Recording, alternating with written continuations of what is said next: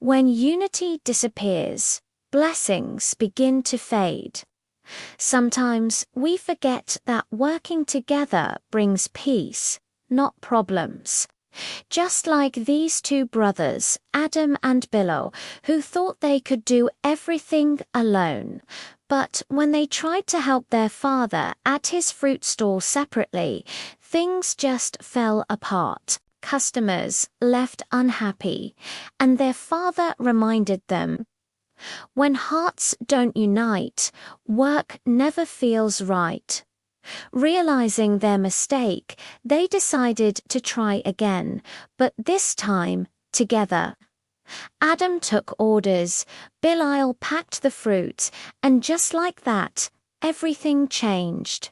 The store became busy, customers were happy, and their father smiled with pride. Now, that's what I call teamwork, he said. Remember, sons' unity brings blessings. Later that evening, the whole family felt the peace their teamwork brought. Because when hearts unite, blessings multiply. Togetherness isn't just about working, because truly, unity brings blessings. Thanks for watching, and don't forget to like and subscribe for more stories.